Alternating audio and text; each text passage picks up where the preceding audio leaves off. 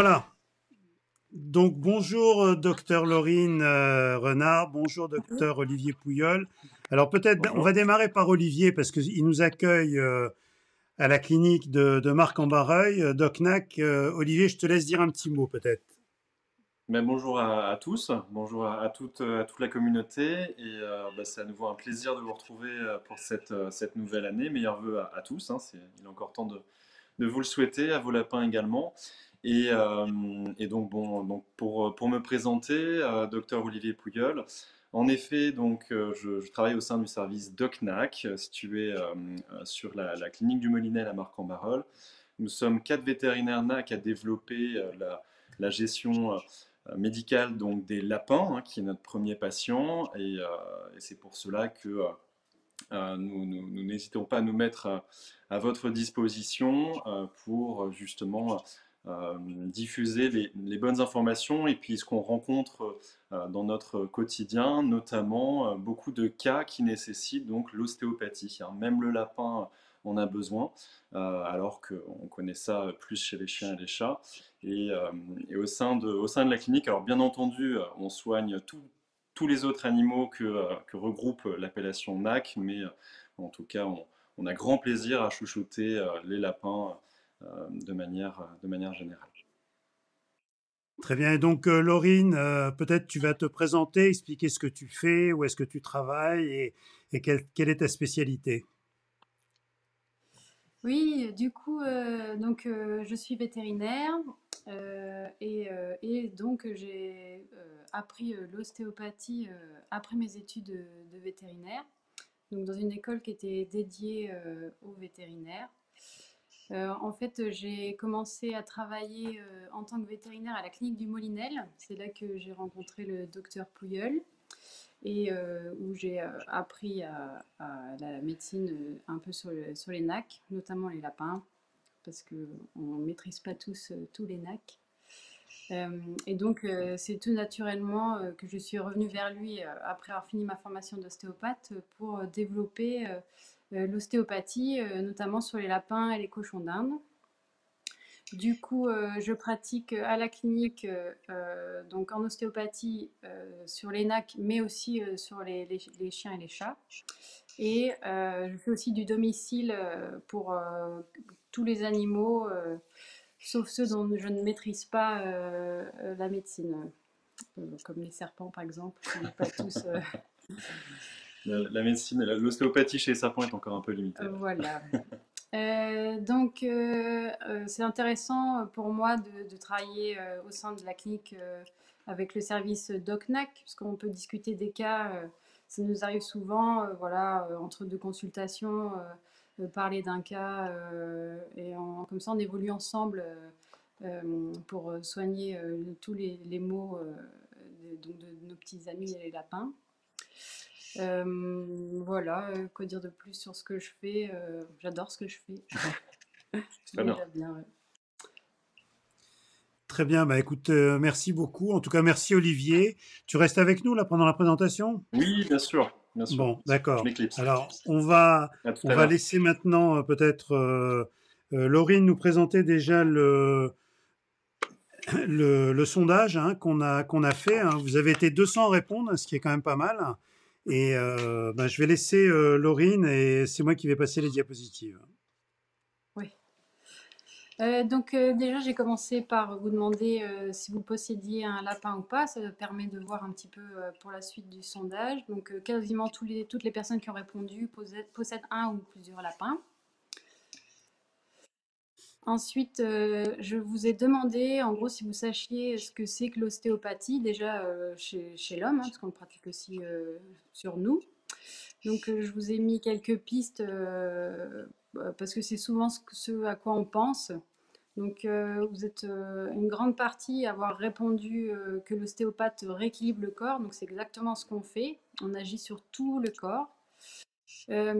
Plusieurs personnes pensaient que l'ostéopathe masse ou qu'il remet les os à leur place, ou alors que même on analyse les os, parce que dans le mot ostéopathie, on entend le mot os. Mais c'est pas le cas. On fait pas vraiment de massage. On agit sur les muscles, mais c'est pas du massage. On remet pas les os à leur place parce que les os ne se déboîtent pas. Enfin, c'est pas en ostéopathie qu'on va gérer une luxation.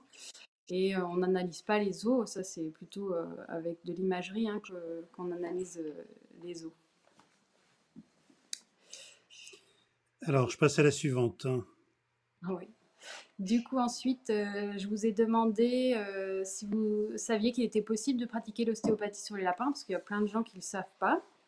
Et, euh, et donc, il y a pas mal de personnes qui ont répondu que oui, ils savaient qu'on pouvait faire de l'ostéopathie. Et il y avait quand même 15% qui ne savaient pas.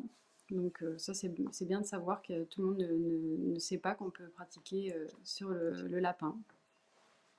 Ensuite, oui, du coup, je vous ai demandé si vous aviez déjà eu recours à l'ostéopathie pour votre lapin. Donc, il y a énormément de monde qui ont répondu que non. Donc, c'est ce que je vois moi dans ma pratique. Hein. J'ai pas, par rapport c'est surtout les chevaux et les chiens hein, qui viennent me voir. J'ai très peu de lapins, j'en ai de plus en plus. Et donc, ça, c'est notamment grâce au service DocNac qui oriente les lapins vers moi. Mais c'est vrai qu'il y a très peu de gens qui savent qu'on peut faire de l'ostéopathie sur le lapin. Du coup, la dia suivante, je voulais savoir pourquoi, si vous connaissiez l'ostéopathie mais que vous n'avez pas fait sur votre lapin, pourquoi vous ne l'aviez pas fait. Et donc, on a eu.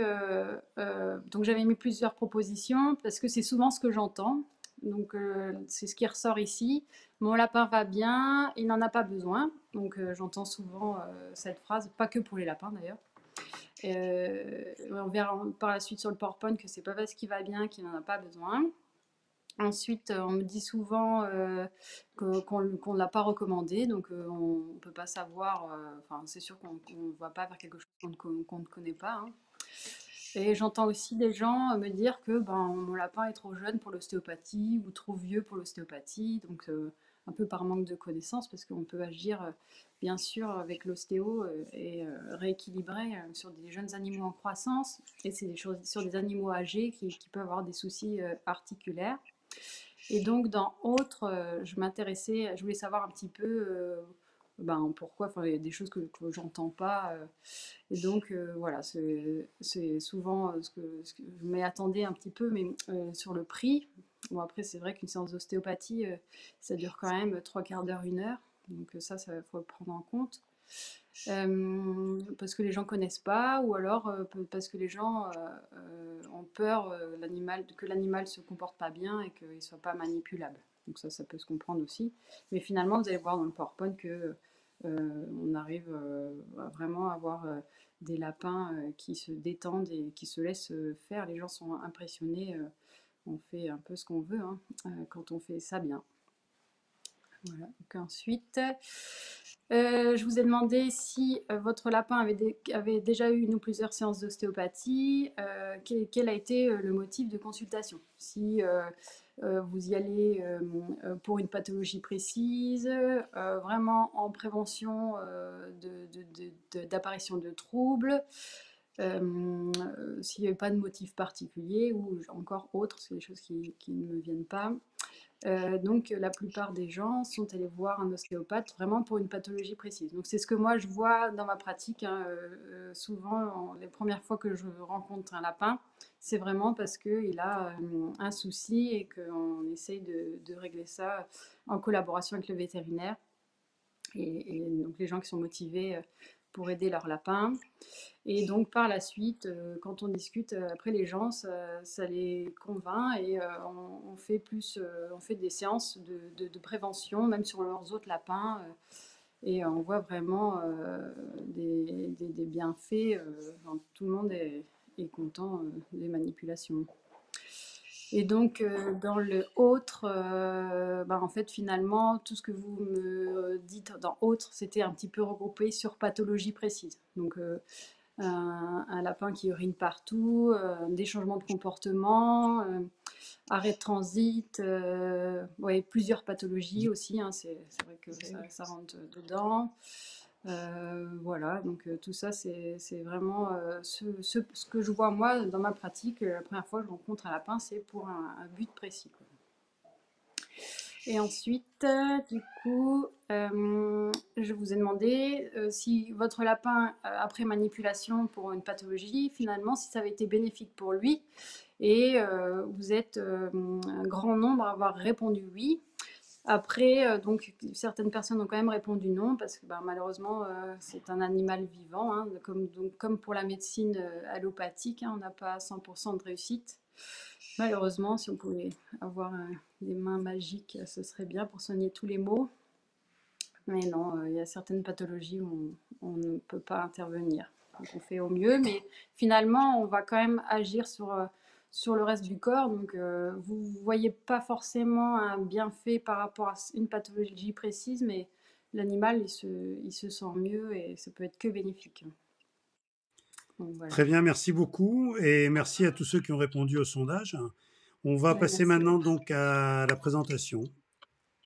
Oui. Alors, voilà. Donc, je vais te laisser peut-être te centrer par rapport à la caméra. Si tu veux te pousser un tout petit peu dans de l'autre côté. Ah, c'est parce que avec le téléphone, comme ça, c'est bon? Voilà. Non, de l'autre côté, de l'autre côté. Ah, donc j'y étais. Voilà. Voilà, c'est bon, super. Voilà, et donc c'est Parfait. moi qui vais passer les diapositives quand tu me le demanderas. D'accord, c'est gentil. Donc du coup, je vais vous parler d'ostéopathie. Donc je vais commencer par vous faire une présentation un peu générale sur l'ostéopathie, vous expliquer ce que c'est, et ensuite on va l'appliquer vraiment au lapin. Donc la dia.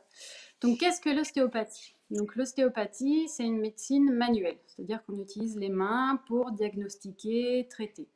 C'est une médecine qui est dite holistique, c'est-à-dire qu'elle considère l'individu dans son ensemble. Donc on va aller voir ses os, ses articulations, ses muscles, sa peau, ses viscères et son état émotionnel. On cherche vraiment à regarder l'ensemble de l'animal. Et donc, ce qu'on va faire surtout, c'est lever des tensions et des dysfonctions. Donc, je vais expliquer après ce que c'est que des dysfonctions pour rééquilibrer le corps en entier. Du coup, la dia suivante.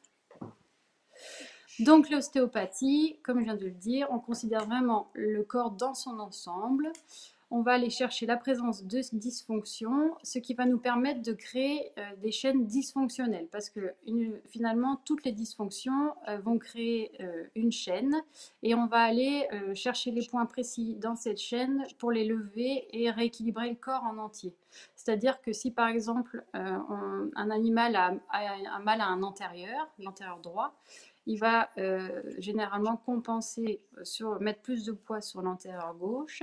Et donc, on va avoir par exemple un spasme musculaire au niveau de l'épaule. Donc, l'épaule, on va dire que l'articulation de l'épaule va être en dysfonction et il va se tenir mal. Il va commencer à marcher un peu de travers, mettre la tête sur le côté. Donc là, on va avoir des dysfonctions cervicales. Donc, on va avoir toute une chaîne comme ça qui va se créer. Et donc, en ostéopathie, on cherche vraiment à aller chercher la présence de cette chaîne pour enlever les dysfonctions et enlever cette chaîne. Donc pour ce faire, on utilise vraiment les mains, l'ostéopathe utilise ses mains. On va écouter et ressentir les mouvements du corps pour faire un diagnostic et traiter. Donc on va vraiment chercher l'énergie du patient, on va mobiliser ses articulations, ses tissus mous. Donc tissus mous, c'est muscles, les fascias qui recouvrent les muscles, la peau, les viscères. On va vraiment aller voir tout l'animal et on va aussi mobiliser les liquides qu'il y a dans l'organisme. Donc partout, hein, donc les liquides, c'est vaisseaux sanguins, c'est le liquide céphalorachidien. Enfin, vraiment, on mobilise tout le corps de l'animal. Du coup, la dia suivante. Donc, qu'est-ce qu'une dysfonction ostéopathique? Donc, une dysfonction ostéopathique, c'est une restriction de mobilité asymétrique entre deux éléments. Qu'est-ce que ça veut dire? Ça veut dire que donc on a deux os qui sont l'un à côté de l'autre et ils vont être reliés au niveau d'une articulation. Donc l'os, il doit être capable de faire un mouvement symétrique en haut, en bas, en rotation et en latéroflexion. Donc il y a un moment où il va y avoir un spasme musculaire, parce que de chaque côté des os, il y a les muscles, hein, c'est ce qui nous permet de bouger les bras. Et donc, on va voir un spasme musculaire qui va bloquer l'articulation, par exemple, en flexion, en extension, ça c'est un terme un peu technique. Donc, ça va bloquer l'articulation et on va avoir une asymétrie dans le mouvement, c'est-à-dire qu'il sera plus ample d'un côté que de l'autre. Donc, c'est vraiment ça la dysfonction. Et c'est ça qui provoque des désordres structurels circulatoire, parce que du coup on a un pincement. S'il y a un vaisseau sanguin par exemple qui passe à ce niveau-là, il va moins bien fonctionner. Le flux sanguin va être moins important. Ça va être la même chose au niveau nerveux et végétatif. Donc comme je viens de le dire, c'est souvent cette dysfonction est due à un spasme, et donc d'avoir plusieurs dysfonctions dans le corps, ça crée la chaîne dysfonctionnelle qui va déséquilibrer le corps, et c'est avec ce déséquilibre qu'on va avoir l'apparition de douleurs. Du coup, la dia suivante. Donc, lors de l'apparition d'une lésion ostéopathique, les lésions structurelles bougent de façon anormale, mais il n'y a pas d'altération des tissus, pas d'os fracturé, pas d'articulation disloquée ou arrachée, pas de déchirure musculaire, pas de plaie sur le tissu mou. Tout ça, ce sont des lésions pathologiques. Donc, il faut bien faire la différence. En ostéopathie, finalement, on intervient avant la pathologie. Parce que là, par exemple, c'est le docteur Puyol qui m'a donné les radios. On voit qu'il y a une fracture tibia-péroné, donc c'est pas en ostéopathie qu'on va régler le problème. C'est pas l'ostéopathe qui va lever la fracture, c'est bien un acte vétérinaire avec là une chirurgie où on pose un implant qui va permettre à la fracture de se consolider. Donc l'ostéopathie, par contre, sur ce cas-là, on va pouvoir agir certainement sur l'autre postérieur, parce que l'animal, du coup, on va avoir une boiterie sur le postérieur avec la fracture, et il va mettre du poids, enfin même une suppression d'appui, c'est une fracture, et donc l'animal va mettre du poids sur l'autre postérieur, et c'est là qu'on va avoir la création de spasmes et toute une chaîne qui va se mettre en place, et c'est là que l'ostéopathe agit, donc pas sur la fracture, mais sur les compensations. Donc la dia suivante. Donc, on va faire un diagnostic ostéopathique, qui va se faire d'abord par l'anamnèse et commémoratif. Ça, c'est, on demande au propriétaire de nous expliquer tout ce qu'il y a eu, pourquoi. On va chercher vraiment à savoir ce qui s'est passé dans la vie de l'animal. Donc, s'il a eu des arrêts de transit, si il a eu des boiteries, une entorse, tout est important. Il faut vraiment écouter le propriétaire. Et pour vraiment tout savoir, parce que pour vous, sur le moment donné, vous n'êtes pas venu pour tel problème, mais finalement, ça fait plusieurs années que l'animal a eu une boiterie, ben, c'est de là que viennent tous ces problèmes. Donc c'est important de donner l'anamnèse. Donc moi, je fais un examen clinique aussi, hein, je suis quand même vétérinaire. Et après, je vais observer l'animal, donc statique, c'est-à-dire quand il ne bouge pas, et en mouvement, dynamique. Donc, je vais observer les défauts d'aplomb. Donc, par exemple, un défaut d'aplomb, c'est le fait qu'il ait une patte qui part vers l'extérieur. Je vais le regarder en mouvement s'il y a un membre qui a une amplitude plus importante que l'autre. Je vais regarder s'il se couche toujours du même côté. D'ailleurs, un animal qui a une douleur, par exemple, dans le bassin, il va avoir tendance à se coucher toujours du même côté. Donc, ça va se voir même au niveau, s'il ne se nettoie pas bien parce qu'il a mal, on va avoir des salissures sur ses fesses. Donc, tout ça, c'est des indices de pathologie déjà ostéopathique. Ensuite, je vais faire mon examen ostéopathique, donc par palpation. Donc, il existe différents tests où on mobilise vraiment les articulations, et je vais chercher justement donc ces asymétries. Et donc, il y a d'autres techniques aussi, donc d'écoute de liquide et d'écoute les fascias. Donc, les fascias, c'est vraiment ce qui entoure les muscles. Donc, c'est comme un gros filet autour des muscles. S'il y a un point d'accroche dans ce filet à un endroit, ben, si on tire, il n'y a rien qui vient. Donc, on cherche aussi ces dysfonctions-là, quoi. Et donc, je vais créer ma chaîne dysfonctionnelle. Donc, là, j'ai fait un petit schéma, c'est ce que je donne dans mes comptes rendus, avec le nom des lésions et dans quel sens elles sont lésées. Donc là, par exemple, j'ai mis un peu au hasard, hein, parce que l'animal, il n'a pas toutes les lésions du côté gauche. Donc la première cervicale, donc elle s'appelle C0, hein, c'est l'articulation entre le crâne et la première cervicale. Elle est coincée dorsalement à gauche. Par exemple, l'épaule, là, j'ai mis qu'elle était en rotation externe, en flexion et en abduction. Donc ça, c'est le nom de la direction dans les 3 plans de l'espace où il y a la dysfonction. Ça, et on fait pareil du coup sur tout le corps d'animal, donc de la tête aux pieds et aussi au niveau de ses organes. Voilà, du coup la dia suivante, s'il te plaît. Et donc, après, on va traiter, une fois qu'on a diagnostiqué et qu'on a trouvé toutes les dysfonctions. Donc, il y a différents traitements qui existent en ostéopathie. Donc, il y a des techniques qui sont dites musculosquelettiques. Donc, ça, c'est souvent, quand on utilise ces techniques, qu'on a des bruits de craquement. Alors, c'est pas parce qu'il y a craquement ou pas craquement qu'il y a levé de la dysfonction. C'est une technique voilà, qui utilise vraiment la mobilité articulaire. Après, on a les techniques où on utilise les fascias. Donc là, on agit vraiment sur les fascias, donc ce que je vous disais tout à l'heure, donc le grand filet autour des muscles et dans les muscles. On a les techniques fonctionnelles où là on fait fonctionner vraiment l'articulation voilà, dans un sens et dans l'autre jusqu'à avoir levé de la dysfonction. On a des techniques crânio-sacrées où là on régule les mouvements, on rééquilibre entre le crâne et le sacrum. On a des techniques crâniennes où là on agit vraiment sur les os du crâne, parce qu'il y a des micro-mouvements aussi au niveau du crâne. Les techniques liquidiennes, donc où on utilise la motilité, la mobilité du liquide intra-organe, vraiment dans les organes pour lever les dysfonctions. Les techniques viscérales, donc là on agit vraiment sur les viscères, où on doit être capable de mobiliser les viscères du coup dans les 3 plans de l'espace. Voilà, il y a des fois un viscère, un estomac qui va en haut mais qui ne descend pas. Ben, voilà, on va le mobiliser pour qu'il retrouve sa mobilité. Et on a des techniques somato-émotionnelles, donc là où on agit vraiment sur le côté émotionnel, ben voilà, parce que finalement, l'estomac, ben, quand on est stressé, on a mal à l'estomac, ben, c'est un peu ça. Hein, sur un animal, c'est pareil, on va avoir une dysfonction de l'estomac. Voilà, donc la dia suivante, s'il te plaît. Du coup, là, j'ai mis encore quelques photos d'exemples de manipulation.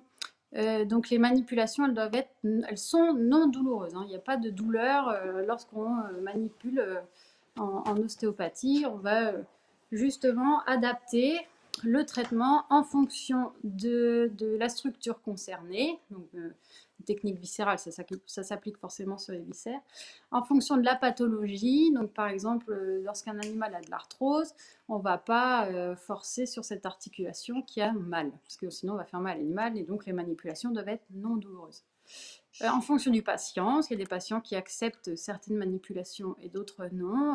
Je pense notamment au cervical, donc en musculo-squelettique, on va vraiment mettre en tension très fort les cervicales, et il y a des animaux qui ne le supportent pas trop. Enfin, moi, quand on me fait les cervicales, j'aime pas trop non plus en musculo-squelettique parce que ça fait un peu peur.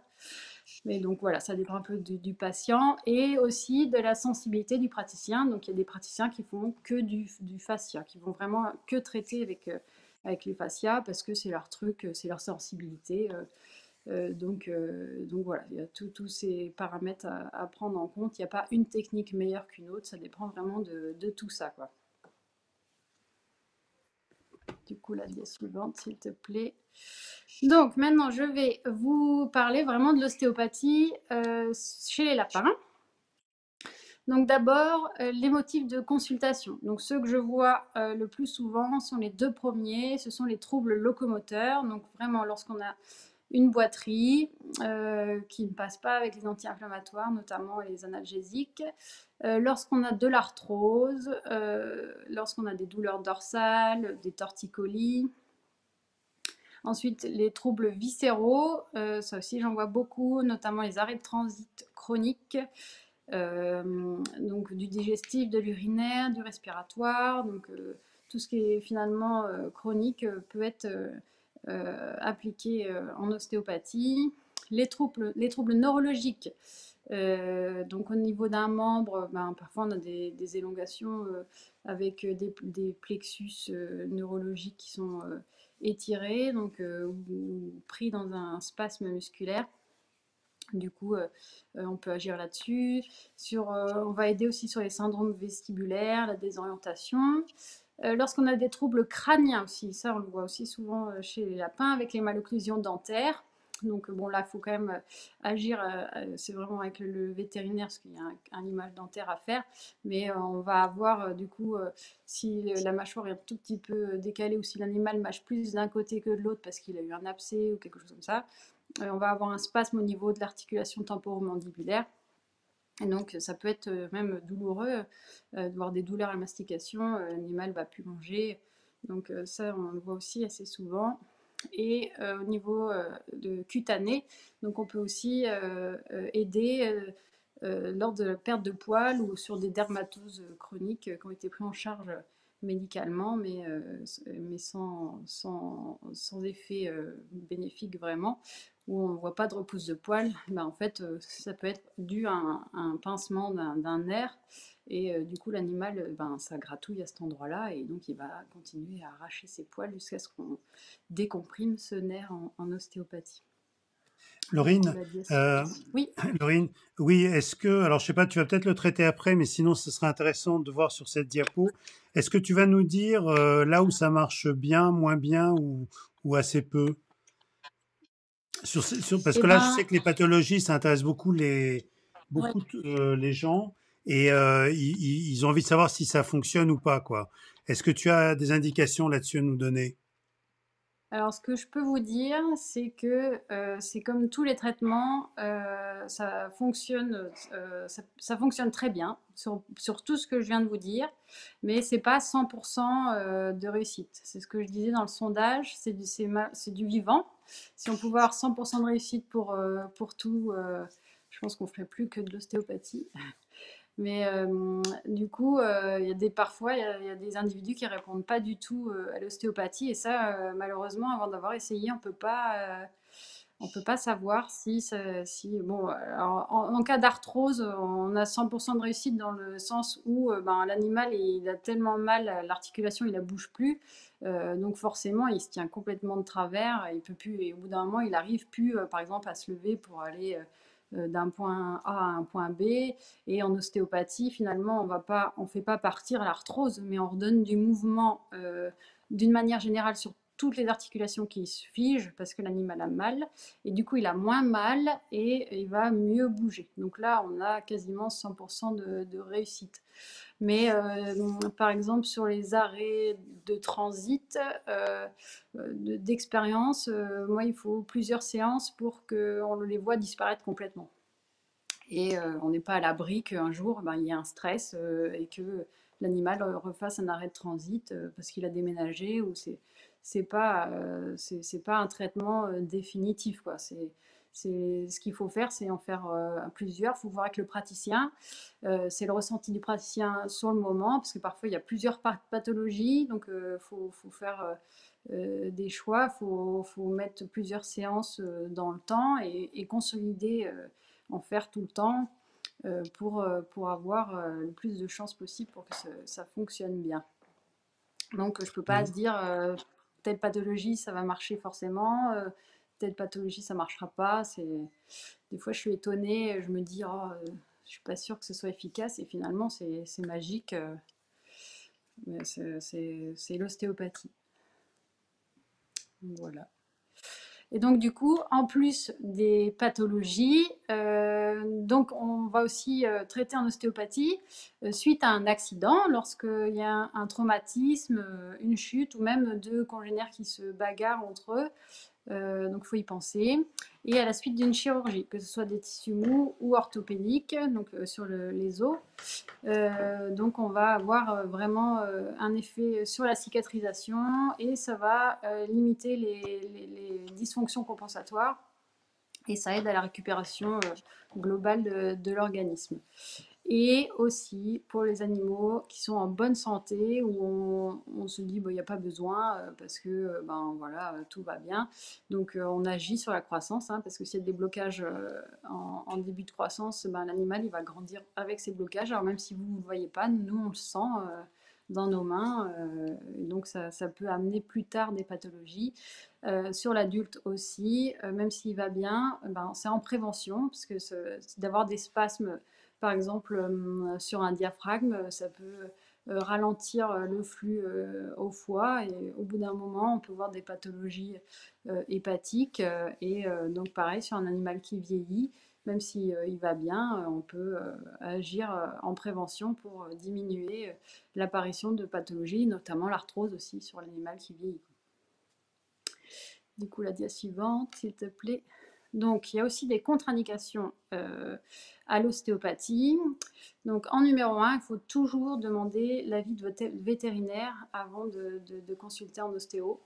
Parce que lui, il peut avoir des idées de contre-indications par rapport à votre animal. Donc, c'est par rapport à ses pathologies. Donc, demandez-lui son avis. On ne fait pas d'ostéopathie lorsqu'on a un processus infectieux aigu, donc qui vient d'arriver avec un animal qui a de la fièvre, parce qu'il faut que le corps puisse, il puisse combattre pleinement l'infection sur le moment T et ne pas se concentrer sur le rééquilibrage de l'ostéo. Donc il faut attendre que cette infection passe ou qu'elle se stabilise au moins. On n'applique pas de traitement ostéopathique directement sur une zone atteinte, donc c'est ce que je disais tout à l'heure. C'est pas sur la fracture qu'on va faire des manips ostéo. Lors de la prise de certains médicaments, il faut éviter l'ostéo, donc notamment les anti-inflammatoires et les analgésiques, parce que ça peut cacher des spasmes et des douleurs, et ça va modifier le ressenti du praticien. Mais bon, ça se discute donc avec l'ostéopathe, parce que moi, par exemple, un animal qui est sous analgésie depuis longtemps, je le laisse sous analgésie et on essaie de diminuer au maximum les doses. Pareil, un animal qui est sous cortisone, donc la cortisone c'est un anti-inflammatoire qui est sous cortisone depuis longtemps, on ne peut pas l'arrêter comme ça, donc bah, je manipule sous cortisone, mais il faut quand même le savoir, le dire à l'ostéopathe avant qu'il démarre sa consultation, il faut qu'il le sache. On ne peut pas faire de manipulation ostéo sur un animal anesthésié. Il faut qu'il soit en pleine conscience, même s'il est détendu et en train de s'endormir, il faut qu'il réagisse. Par rapport au vaccin, parce que du coup, on a eu le cas avec Olivier, où les gens prennent rendez-vous pour la séance d'ostéopathie, puis derrière, ils font leur bilan annuel avec le vaccin. Le vaccin, c'est comme une maladie infectieuse, un processus infectieux. Le corps va créer des anticorps contre la maladie pour laquelle on le vaccine. Et donc, il faut qu'il soit en pleine capacité de créer ces anticorps. Et il ne peut pas absorber une séance d'ostéopathie en même temps. Donc, il faut espacer d'au moins une semaine le vaccin à l'ostéo. Et pareil pour le limage dentaire, surtout parce qu'on va placer un padane, donc il va ouvrir la bouche, donc ça va créer des contraintes sur les articulations temporomandibulaires. Et le limage dentaire va modifier l'appréhension de l'animal pour l'alimentation. Et il nous faut un petit peu de temps pour se faire à cette nouvelle table dentaire. Du coup, il faut espacer d'une semaine avec le limage dentaire, comme ça, derrière, on va avoir une nouvelle chaîne qui va se mettre en place, puisque la table dentaire va être modifiée. Donc ça, il faut y penser. On ne fait pas de séance d'ostéopathie non plus lorsqu'on a des processus tumoraux, donc des cancers. Donc ça, c'est aussi à discuter avec le praticien. Ça dépend de l'état d'évolution de la tumeur. Parce que, en fait, une tumeur, c'est un amas de cellules qui ne fait que grossir. Et en fait, en ostéopathie, on redonne de la vitalité aux cellules. Donc, on leur amène un meilleur influx sanguin. Et donc, la tumeur, souvent, elle en profite aussi. Donc, on évite sur les animaux qui ont des tumeurs, sauf si la tumeur est stable et que, voilà, Et puis c'est toujours une balance, hein, peser les pour et les contre. Si il y a plusieurs choses qu'un animal a vraiment très mal. Moi, j'ai manipulé des animaux qui ont des tumeurs, des ostéosarcomes des mandibules. Finalement, ils ont tellement mal à cause de l'ostéosarcome que ils n'arrivent plus à manger parce qu'ils ne savent plus comment mettre leur mâchoire. Et donc en ostéo, on va lever les tensions au niveau des articulations temporomandibulaires et l'animal derrière va mieux manger. Donc voilà, c'est toujours une balance. Faut en discuter avec votre vétérinaire. Et on ne peut pas pratiquer non plus si le patient n'est pas coopératif. Sauf que ça m'est jamais arrivé. On a toujours des astuces pour voilà, attirer l'attention, notamment de la nourriture. Puis au fur et à mesure des manipulations, finalement, l'animal se détend, il voit que c'est plutôt bénéfique pour lui et du coup, il se laisse faire, quoi. Du coup, la dia suivante, s'il te plaît. Donc, et après la séance, qu'est-ce qui se passe? Du coup, on conseille toujours un temps de repos de minimum 48 heures. Donc après, ça dépend de la séance, de ce qui s'est passé et du praticien. Donc c'est lui qui vous dira exactement, mais il y a toujours un temps de repos. On peut voir des effets secondaires, notamment de la fatigue, voilà, d'une modification de transit, une baisse d'appétit. Ça dépend vraiment des dysfonctions et de ce sur quoi on a travaillé. Voilà, si on a travaillé sur l'estomac, oui, on peut voir une baisse d'appétit par exemple. Si on a travaillé sur le système respiratoire, on peut voir de la toux. Ça dure, ça dure vraiment 2 jours. Faut pas s'inquiéter. Si vraiment ça vous inquiète, après, il faut en reparler avec le praticien et toujours le vétérinaire derrière qui doit appuyer. Donc le rééquilibrage du corps se fait donc après la séance d'ostéopathie et c'est pas immédiat. Il peut se passer entre 2 jours et même jusque 3 semaines. Donc on peut voir une évolution de l'état de l'animal encore 3 semaines après. Il faut savoir que lors de cas chroniques, il est nécessaire de faire plusieurs séances à 1 mois d'intervalle. Donc là, parce qu'on ne peut pas tout faire d'un coup, ou parce que le corps a vraiment besoin qu'on répète ce changement corporel pour qu'il l'imprime, pour que ça reste ancré.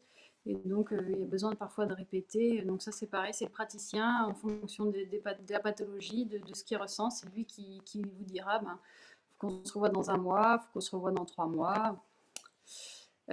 Sur les animaux qui vont bien, qui n'ont pas de pathologie particulière, il est conseillé quand même de faire une séance par an pour éviter l'apparition justement de troubles et de pathologies. Donc c'est ce que je disais. Donc, sur un animal en croissance, moi je les vois même 2 fois dans l'année. Comme ça, on consolide vraiment sur la croissance. Voilà, si l'animal va bien, une séance par an, c'est très bien. Et sur les pathologies chroniques, parfois on va jusqu'à 4 séances par an pour pouvoir stabiliser. Je pense notamment aux animaux qui ont de l'arthrose. Donc il y a des animaux, voilà, s'il faut les voir 4 fois par an, si on ne les voit pas 4 fois, ben, ils ne sont pas bien. Et donc tous les 3 mois, il faut refaire une séance pour enlever les compensations et qu'ils se sentent mieux et qu'ils arrivent mieux à bouger. Voilà, donc la dia suivante, s'il te plaît. Alors, du coup, maintenant, je vais vous présenter une séance d'ostéopathie et j'ai pris comme exemple Dumbo. Dumbo qui nous regarde peut-être ce soir. Dumbo, donc c'est un lapin géant des Flandres. Quand je l'ai vu, il avait 8 mois, donc là il doit en avoir 9 parce que je l'ai vu il y a un gros mois. Il fait à peu près 7-8 kilos. Donc Dumbo est suivi donc par son vétérinaire. Donc il a été vu mi-novembre pour une boiterie du postérieur droit et une faiblesse de l'arrière-train. Donc lui, il avait du mal sa propriétaire a vu qu'il avait du mal à aller dans son bac à litière. Donc son vétérinaire a effectué des radios et il n'a vu aucune anomalie ce jour-là. Donc il n'y avait pas de problème à la radio pour le vétérinaire. Et donc il a mis Dumbo sous anti-inflammatoire avec du repos. Dumbo a été contrôlé par le vétérinaire une semaine plus tard, donc il n'y a pas eu d'évolution au niveau de son appareil locomoteur, il y a toujours cette boiterie et cette raideur. Ils ont donc décidé de le mettre sous gabapentine. Donc la gabapentine, c'est un antidouleur plutôt orienté neurologique. donc un analgésique, et donc il n'y a pas eu d'amélioration non plus. Donc c'est à ce moment-là que le vétérinaire de Dumbo a orienté sa propriétaire vers une consultation d'ostéo. Donc c'est la dia suivante s'il te plaît, c'est là que je suis intervenue, donc j'ai rencontré Dumbo. Donc à l'examen clinique de Dumbo, il n'y avait pas d'anomalie particulière, sauf en effet cette raideur du postérieur droit. Quand on le regarde statiquement et dynamiquement, Dumbo a une tendance à se coucher sur le côté droit, mais il n'y a pas d'anomalie vraiment visible quand il ne bouge pas. Et en mouvement, on voit vraiment les postérieurs de Dumbo qui glissent souvent, surtout vers la droite. Dès chaque pas, il a les postérieurs qui partent sur le côté, et il y a en effet une boiterie du postérieur droit. Et quand on le regarde marcher, on voit qu'il met plus de poids sur le côté gauche. Du coup, j'ai fait un examen ostéopathique, donc avec tous les tests dont je vous ai parlé avant. Donc c'est ce qu'on voit un petit peu là sur les photos. La dia suivante, s'il te plaît, Michel. Et donc j'ai écrit sur le schéma là toutes les dysfonctions, et j'ai pu créer une chaîne dysfonctionnelle. Donc en fait, pour moi, donc Dumbo a dû glisser peut-être un peu fort, et il s'est mis le postérieur droit en dysfonction, donc surtout au niveau de son gracet, et donc avec certainement une douleur ligamentaire. Et donc il a compensé sur son postérieur gauche, et il a mis son bassin un peu de côté. Donc le bassin s'est bloqué, et une lombaire qui est rentrée en dysfonction aussi. Et il a compensé sur son antérieur gauche aussi, avec l'apparition même d'un spasme musculaire au niveau de l'épaule, et une dysfonction sur une cervicale, jusque même au niveau viscéral, au niveau du côlon et de son foie. Donc la dia suivante, s'il te plaît, Michel. Du coup, j'ai effectué un traitement ostéopathique sur toutes les dysfonctions que j'ai citées précédemment. Donc là, je montre un petit peu quelques manips sur Dumbo, qui a été plus ou moins coopératif, puisque nous avons utilisé une salade pour l'occuper un petit peu le temps que je m'occupe de son arrière-train. Mais sinon, ça va. Dans l'ensemble, pour une première fois, il a été quand même sage. Du coup, la dia suivante, s'il te plaît, Michel. Du coup, après la séance d'ostéopathie, donc j'ai conseillé pendant 2 jours de ne pas solliciter Dumbo. Donc il faut laisser faire sa vie en fait pendant les 48 heures, le temps que les effets secondaires se dissipent. J'ai conseillé à sa propriétaire aussi de placer des tapis au sol pour qu'il glisse moins, parce qu'à mon avis, ça veut dire vraiment d'une glissade qui s'est fait mal, qui s'est mis comme ça en dysfonction. Et donc comme Dumbo est encore en croissance, j'ai conseillé qu'on se revoie 2-3 mois après la première consultation pour consolider, et donc vraiment être sûr qu'il grandisse bien carré dans ses pattes. Et donc cette séance n'a pas encore eu lieu, elle va avoir lieu bientôt.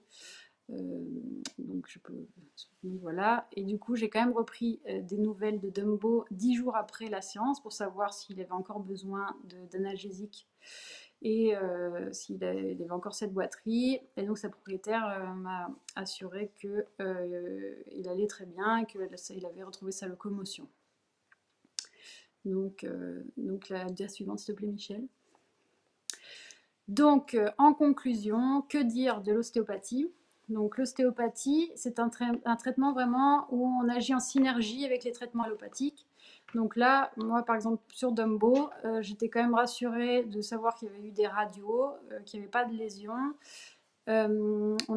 Autour de l'ostéo, il y avait quand même un traitement pour la douleur qui n'était pas très significatif au niveau du résultat, mais on a quand même agi ensemble.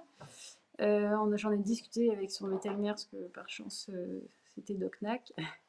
Il faut toujours, avant d'effectuer une séance d'ostéopathie, toujours demander l'avis de son vétérinaire traitant pour être sûr qu'il n'y ait pas de contre-indication avec l'ostéopathie.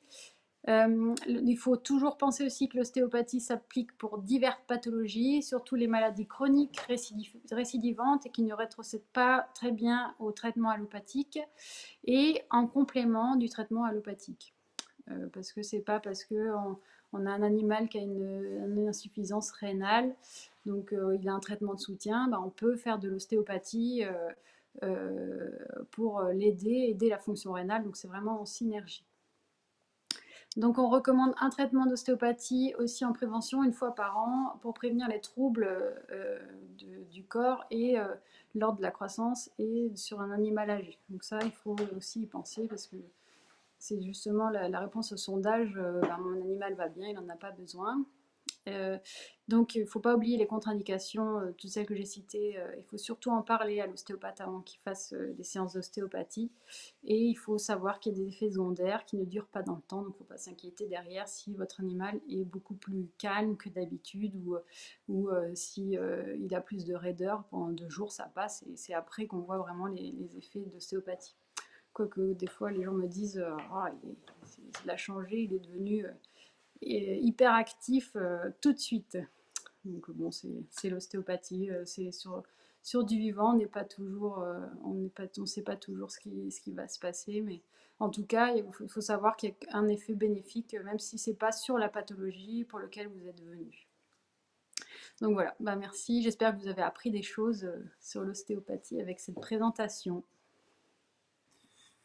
Merci beaucoup. Écoute, c'était super intéressant.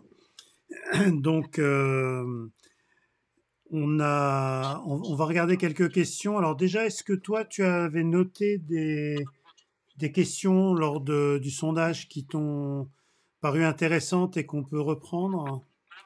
Oui, alors la première, il y a une des questions, il y a une question qui est revenue assez souvent, c'est comment trouver un ostéopathe.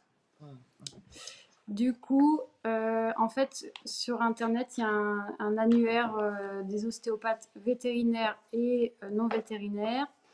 Il faut taper sur Google, c'est annuaire ostéopathes animaux.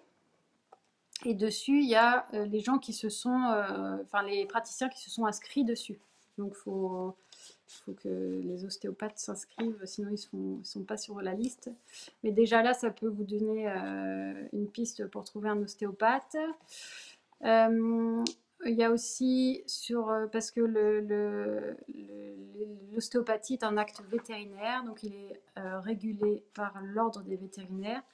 Donc, il faut savoir que il n'y a pas que des vétérinaires qui sont ostéopathes, il y a aussi des gens qui ont passé un examen d'aptitude à l'ostéopathie devant des vétérinaires, qui sont donc inscrits sur un registre national d'aptitude qui est visible sur le site de l'ordre des vétérinaires. Donc en fait, il faut aller sur le site de l'ordre, taper ostéopathe et vous allez tomber sur le registre et c'est par région. Là, c'est par région. Donc comme ça, et puis sur les réseaux sociaux aussi, on trouve facilement, il y a beaucoup de vétérinaires ostéopathes qui ont leur page, parce que ça aussi on me l'a demandé, tous les vétos ne pratiquent pas l'ostéopathie. C'est quelque chose qu'on apprend après l'école. Vraiment, enfin moi c'est une formation qui prend quand même 3 ans, qu'on peut faire après, donc c'est pas n'importe quel vétérinaire faut trouver le vétérinaire qui le fait. Et souvent, c'est par les pages Facebook. Ouais. Et donc, il y avait cette question-là. En ce qui te concerne, pour les gens qui n'étaient pas là au début, s'ils veulent consulter avec toi, comment on fait pour te trouver? Est-ce que tu fais uniquement en cabinet ou aussi à domicile? Comment ça se passe? Alors, en fait, je pratique la plupart du temps à domicile. Les mercredis matins, je suis donc à la clinique du Molinel à Marc-en-Barœul. Et il y a 2 autres cliniques, une à Maubeuge, donc dans le nord, et une autre à Landrecy. Ils me reçoivent quand il y a besoin. Donc en gros, j'y vais au moins 2 fois par an, voire 3-4 fois par an. Et donc là, on regroupe un peu les patients. Et donc, si on veut me trouver pour faire une consultation à domicile, j'ai une page Facebook qui s'appelle Dr Laurine Renard Vétostéo. Et je réponds aussi aux questions, hein, même si vous n'êtes pas dans le Nord, parce que du coup, je suis sur l'île. Je réponds aux questions si je peux même vous orienter vers enfin, moi ce sera plutôt un vétérinaire ostéopathe, hein, parce que j'ai mon réseau Veto. Je peux vous orienter, enfin faut pas hésiter à venir sur ma page et me poser des questions. Voilà, Déjà des gens qui on mettra le lien, puisque là, il y a plusieurs personnes qui ont posé la question. Vous pourrez revoir la vidéo sur la chaîne YouTube en replay, et on mettra sur la chaîne YouTube tous les liens, comme ça vous pourrez les retrouver. Voilà, Super. donc voilà pour cette première question. Est-ce qu'il y en avait d'autres, ou est-ce que tu veux que je passe aux questions qui ont été posées en direct? Je pense que c'était vraiment, à mon avis, les questions du direct elles vont rejoindre un peu les autres questions. C'était vraiment le comment trouver un ostéopathe. Je voulais vraiment le dire, parce que c'est vrai que j'en ai pas parlé sur ma présentation, et c'est vrai que c'est important finalement de savoir comment. Et aussi, les vétérinaires traitants peuvent connaître des ostéopathes. Hein. Faut pas hésiter à leur demander aussi, parce que en tant que véto, on a aussi le ressenti des autres propriétaires. Donc c'est important de demander à votre véto aussi. Ouais. Alors, Mais du on coup, on peut passer va. aux autres questions. Alors, on a l'ISP qui nous dit, qui nous demande si en fait la visite chez l'ostéo ne peut ne pas être stressante. Est-ce que ça peut être un stress et déclencher un arrêt du transit? Alors, normalement, non. C'est pas, plus stressant que d'aller faire un vaccin, par exemple. Du coup, et puis justement, enfin, l'ostéopathe doit agir au niveau viscéral.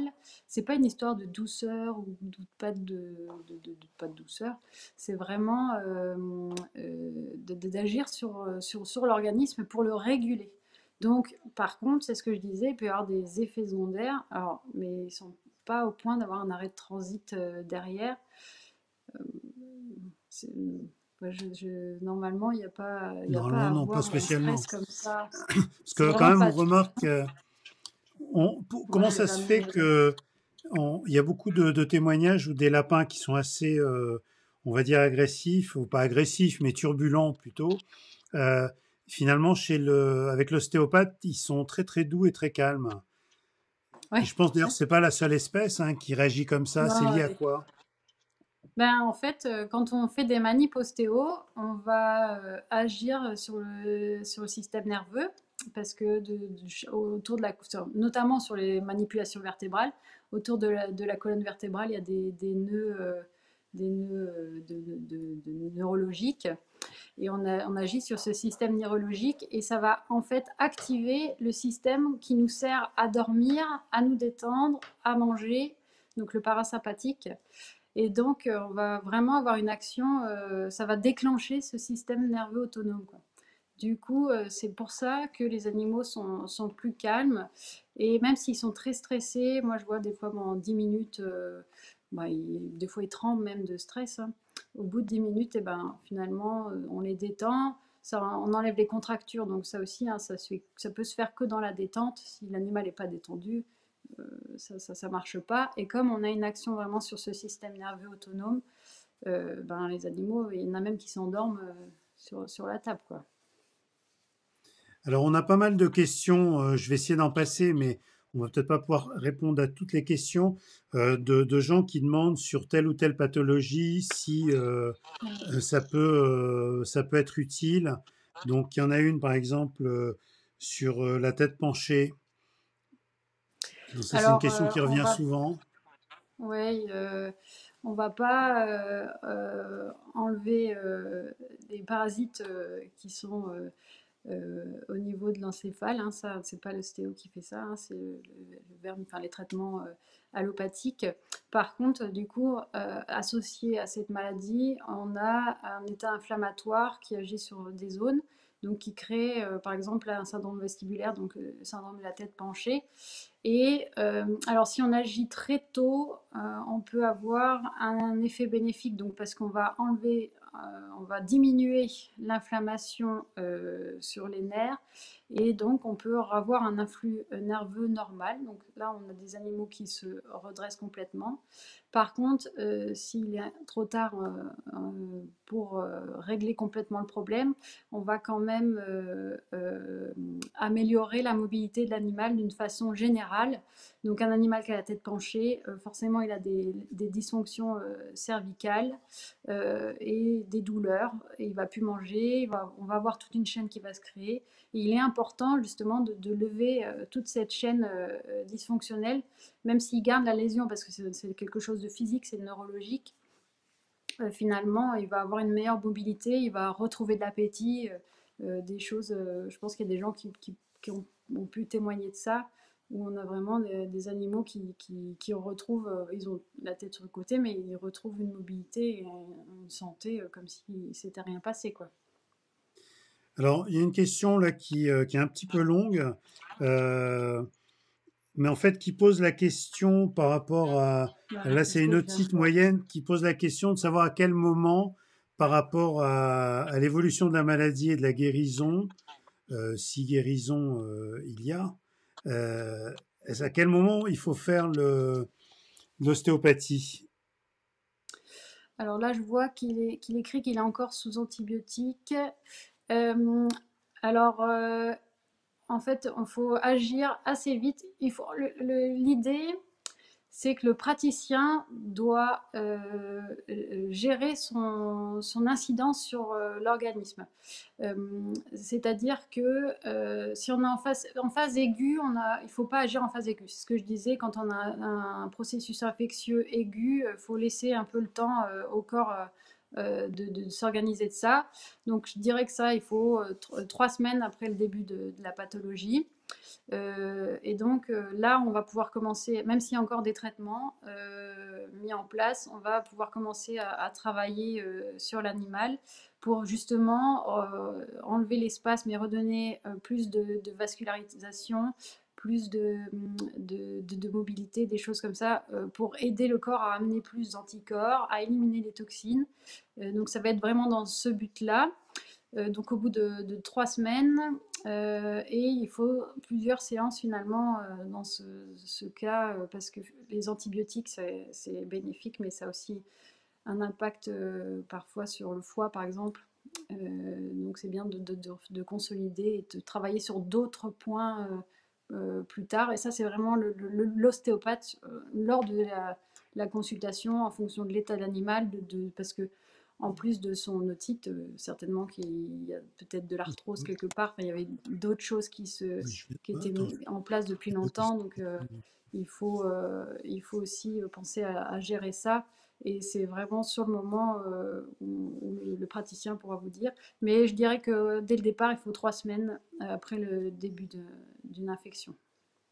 Alors, une autre sur la partie, on va dire, neurologique, suite à une encéphalito-zoonose, une Ouais, paralysie donc des membres. c'est pareil, c'est pareil, ça dépend de où on part finalement. Alors, un lapin qui est paralysé, d'expérience, on n'a pas à 100% de réussite pour le remettre sur pied. Par contre, on peut voir que ça améliore la guérison. S'il peut remarcher un jour, avec l'ostéopathie, ça va aller plus vite. Vous comprenez ce que je veux dire? Oui, Donc s'il est condamné, c'est condamné. Par contre, moi j'ai des lapins paralysés que je manipule quand même et parce que comme ils sont paralysés, ils sont toujours, enfin paralysés des postérieurs, ils se couchent toujours sur le même côté. C'est exactement ce que je disais tout à l'heure. Et finalement, on a des blocages lombaires et ils sont de moins en moins mobiles. Et dès que je les manipule, ils retrouvent de la mobilité, même s'ils ne marchent pas sur leurs quatre pattes, ils sont quand même plus confortables et ils ont une vie plus agréable, quoi. alors, deux questions sur les aspects un peu plus digestifs. Donc, je te Ah laisse oui, lire. je l'avais vu aussi. Je pense que cette dame l'avait posé. Du coup, c'est par rapport aux arrêts de transit hein, Oui. d'estomac. Euh, Des soucis récurrents de spasme, début de ralentissement de transit. Est-ce que ça ouais. peut l'aider? plutôt que Oui. des médicaments antidouleurs? Alors, lorsqu'on a une crise, vraiment, on a un animal qui est pas bien parce que il a un estomac énorme, qui est rempli de gaz, son transit est ralenti. Là, il faut aller voir votre vétérinaire. Donc, c'est un traitement allopathique qu'il lui faut, hein, il lui faut des médicaments. Et derrière, donc quand la crise est passée, on va traiter en ostéo, ce qui va faire au départ, on va avoir de moins en moins de crises. Il y a des animaux qui en font une fois ou deux par mois. Donc, on va avoir de moins en moins de crises, voire même disparaître les crises. Et il y a des animaux que finalement, au départ, je les vois souvent, donc au bout d'un mois, puis au bout de 3 mois, puis il y a eu une crise entre les deux, et les gens sont très vigilants, donc ils voient tout de suite, ils donnent le médicament tout de suite. Et maintenant, je les vois une fois par an pour consolider finalement. Parce que donc les arrêts de transit comme ça, c'est vraiment un problème de. On sent hein, en ostéo, on a des spasmes au niveau viscéral, on a des dysfonctions viscérales, donc les organes ne peuvent pas fonctionner correctement. Et du coup, de travailler en ostéo, vraiment, ça libère ces organes qui se remettent à pouvoir travailler, se contracter comme il faut. Donc vraiment, l'ostéo, c'est une indication, l'ostéopathie pour ces lapins, un problème. Ouais. Alors, encore une autre sur les aspects digestifs. On nous demande si ça peut avoir une action sur les selles molles. Oui, aussi. Aussi, parce que donc c'est toujours la même histoire, c'est des viscères qui sont en dysfonction, qui ne fonctionnent pas très bien. Donc je parle toujours du sèche-linge des viscères, donc qui récupèrent l'eau. Et en fait, ce rôle de sèche-linge ne fonctionne pas très bien parce que l'organe va être en restriction de mobilité. Et du coup, on a plus d'eau dans les selles. Et donc, sur même des diarrhées chroniques, hein, on a une action en ostéo, on va enlever ces dysfonctions viscérales et du coup le sèche-linge va pouvoir fonctionner correctement, récupérer l'eau comme il faut. Très bien. Alors, il y avait une autre question, Vivienne, qui intéressait pas mal de monde. Sur les pododermatites. Oui. C'est un appui. Alors, ouais. du coup, il y a quand même un rôle de l'environnement hein, avec les pododermatites. Mais finalement, à la base, c'est quand même une histoire de pression et de frottement. Et quand on traite en ostéo, on va donc un animal qui a une épaule qui est coincée, il va toujours la mettre dans le même sens. Donc il va par exemple toujours appuyer sur la face interne de sa patte. Et donc au bout d'un moment, avoir un frottement, donc une histoire de pression. Et donc on a une infection qui peut arriver. Et donc en ostéo, si on enlève la dysfonction au niveau de l'épaule, on va redonner de la mobilité. Donc le lapin va pouvoir reposer correctement sur l'ensemble de sa patte. Et du coup, on aura une pression répartie uniformément. Et donc, la pododermatite, il faut bien sûr un traitement, mais on va empêcher qu'elle revienne avec l'ostéo.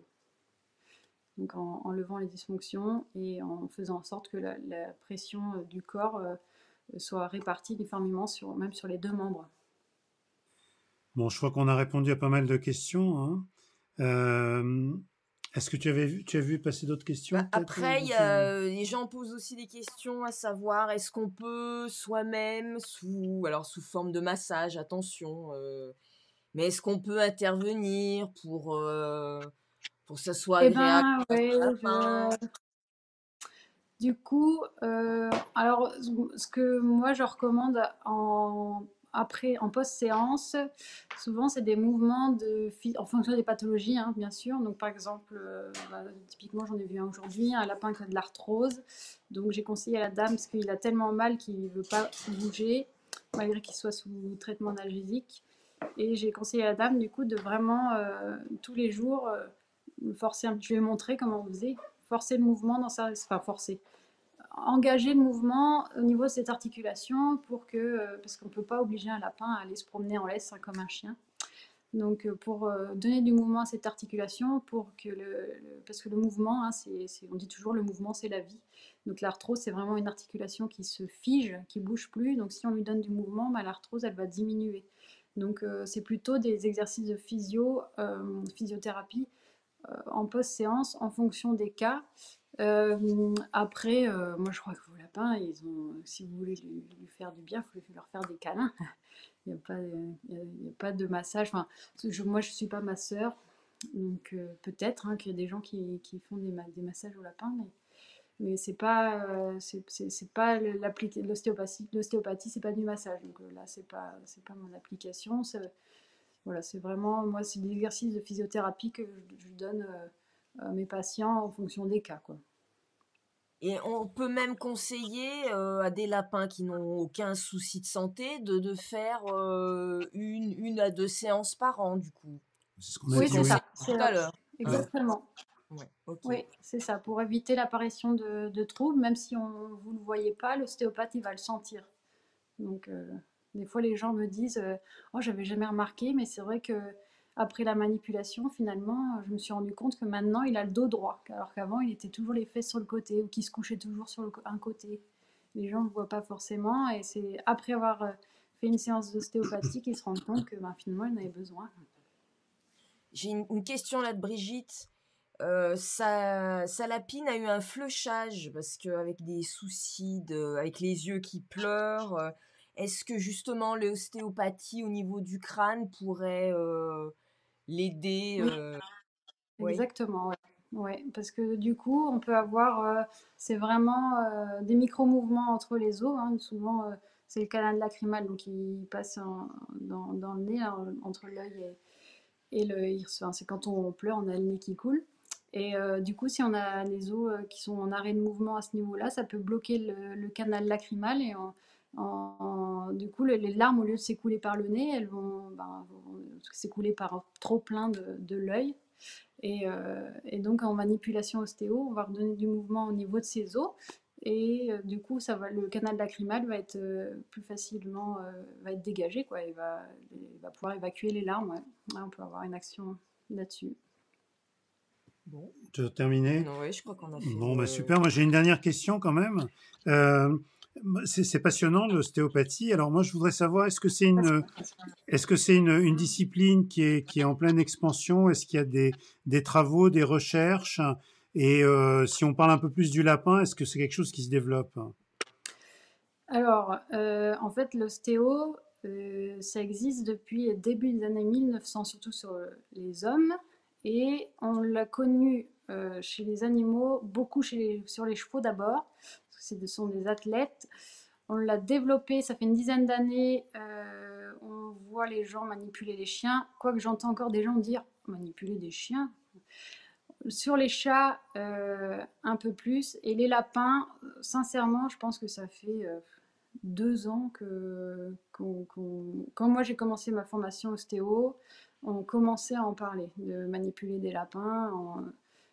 Alors les NAC, là j'ai des collègues véto-NAC qui commencent à s'y intéresser pour tous les NAC finalement. Et ils ont raison. Parce que moi par exemple je ne peux pas aider tous les NAC. Et du coup, alors recherche, oui et non, parce qu'on a déjà du mal à faire de la recherche en humaine sur l'ostéopathie. On voit qu'il y a des bienfaits pour certaines pathologies, mais on peut pas, c'est pas des choses qui sont mesurables. C'est ce que je disais, c'est tellement individuel comme réponse. Et puis finalement, on n'a pas vraiment d'outils pour mesurer ce que fait l'ostéopathe. On passe pas dans un scanner. Enfin, c'est assez compliqué. Même en humaine, ils commencent vraiment. Je vois des articles passer en humaine où ils commencent à trouver des outils pour mesurer ce que fait l'ostéopathe. Mais c'est pas facile. Mais on entend dans les écoles en tout cas, on parle des lapins beaucoup, des cochons d'Inde. Voilà. Après les autres NAC, moi on m'en a pas parlé en tout cas.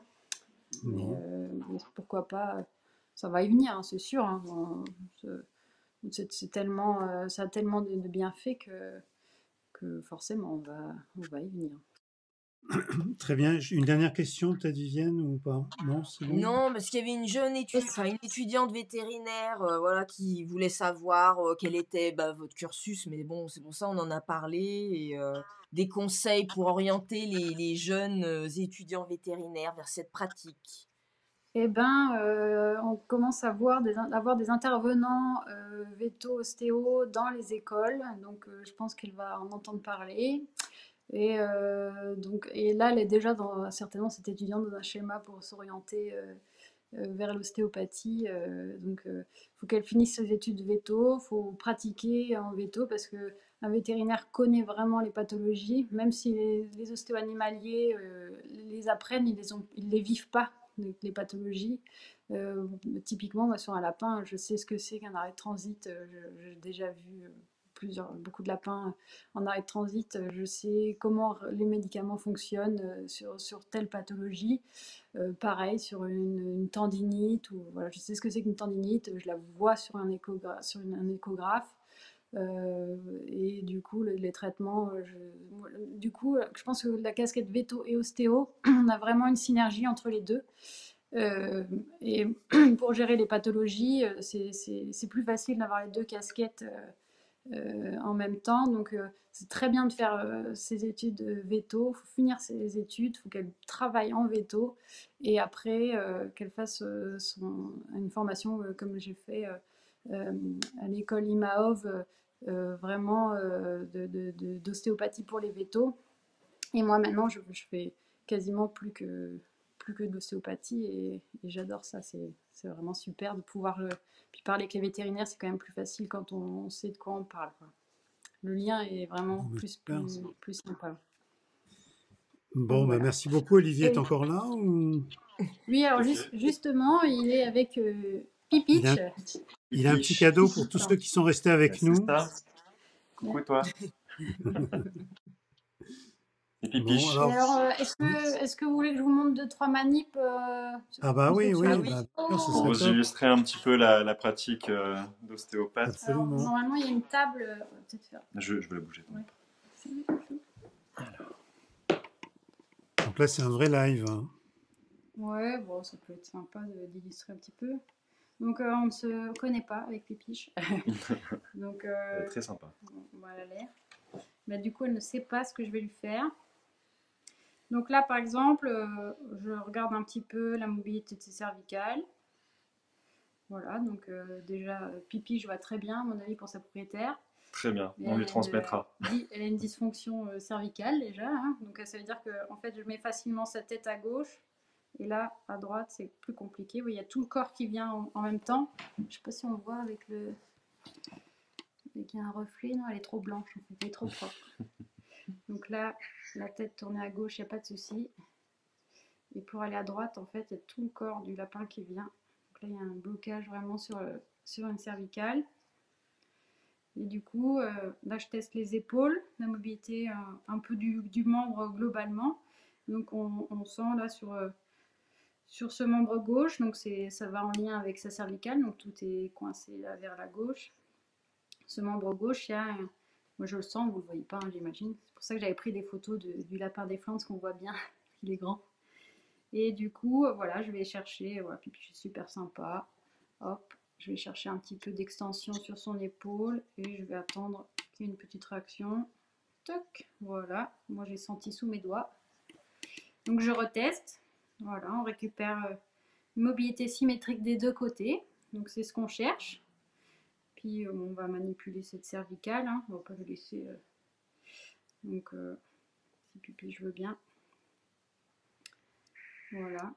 Donc ça les lapins, ils se laissent quand même bien faire généralement. Hop. Toc. Voilà, donc là on va retester. Donc là la tête va toujours donc à gauche.